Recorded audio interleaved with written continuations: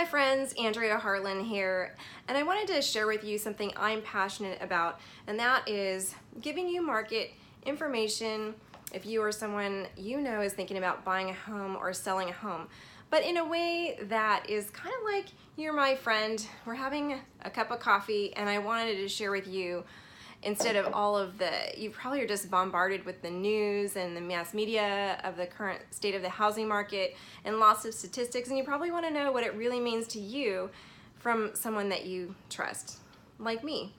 So you're also probably wondering, like a lot of people, what is happening in the market? It's one of the biggest questions that I get. It doesn't matter if I'm at the grocery store, the gym, at school, church, or even at the local Starbucks. The person always asks, so what's going on in the market? Is it a good time to buy or a good time to sell? And so that's what I want to share with you today. So there's good news, bad news, it just depends. And so I have some notes here because I wanted to share with you what I found after looking at about 100 pages of economic data. There are a few things that stood out to me, and I want to make sure I get these statistics right to share with you.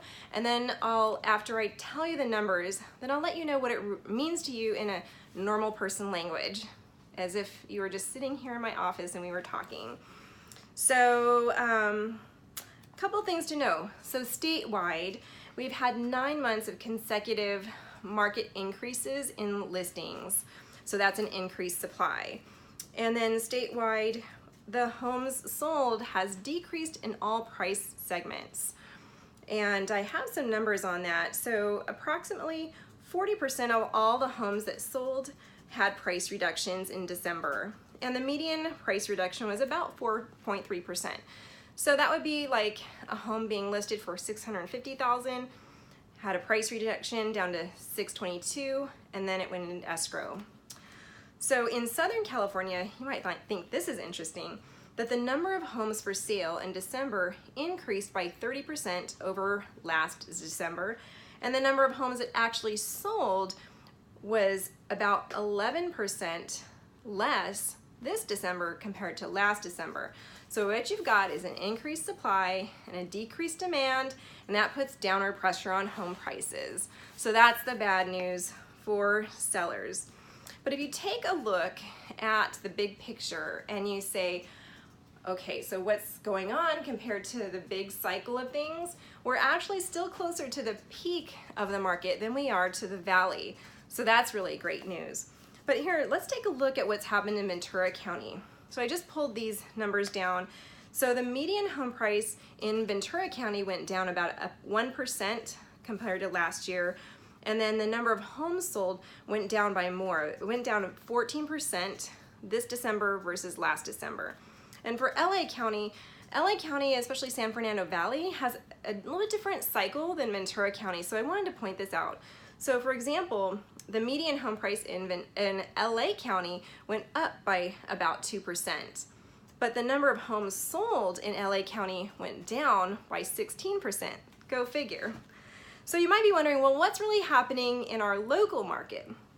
So in the interest of time, I'm just gonna talk to you about what's happening in Conejo Valley, but I do have the numbers for Simi Valley, Mora Park, Camarillo, and the outer lying areas, even West Ventura County as well. So if you wanna know about your neighborhood or a different city, then just comment below or send me a quick email and I'll get that to you. In fact, if you're the nerdy type and you want to see all the pages of statistics I had to review, I'm happy to send you those reports too.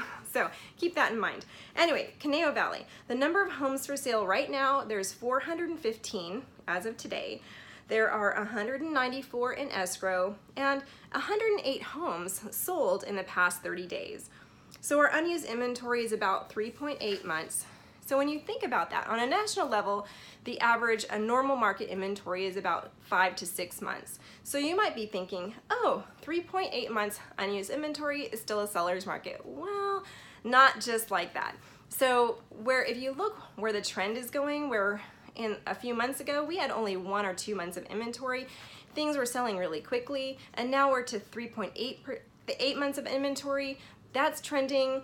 It is a more normal market, but it's gonna feel a little bit like a buyer's market just because of what we're used to. We're used to that microwave real estate where signs pop up, they pop down, and homes sell in the blink of an eye, and that's really not the case. In fact, I pulled the statistics for Conejo Valley. The average days on market for the homes that actually sold in the past 30 days was 82 days. So what that means is that a home went on the market, the seller showed the home, and it was 82 days before a buyer was in place and they removed their contingencies. So the important thing about that, what does that really mean to someone who's selling their home? Well, it means a lot because that person's got a plan for when the money is really going in their pocket. So if the average days on market is 82 after it hits the MLS and the photos are taken, 82 days we get a buyer, and then there's another 30 to 45 days, assuming that that first buyer works, before money goes in the pocket. So it's important to plan ahead for when you actually need to move. When do you actually need that money? And I would suggest that you plan 4 to 5 months in advance for that. So, but there is some good news. Like I told you, we're closer to the peak than we are to the valley, which is good. And there's actually good news for buyers too, which could also be good news for sellers, depending on how you look at it. So the good news for buyers, obviously, is affordability. Prices have come down, but also the conforming loan limits have changed. They've actually increased. So as of January 1st, it's easier to qualify for a home loan. Also, the interest rates in the conforming loan amount are less than jumbo, generally speaking. So it's just a lower monthly payment. So lower prices, lower monthly payment is really a great thing. So it's a lot of those buyers who are thinking, maybe they're renting right now and they're thinking about buying a home. And by seeing that's more affordable, those buyers might not renew their leases. They might just go ahead and buy a home now.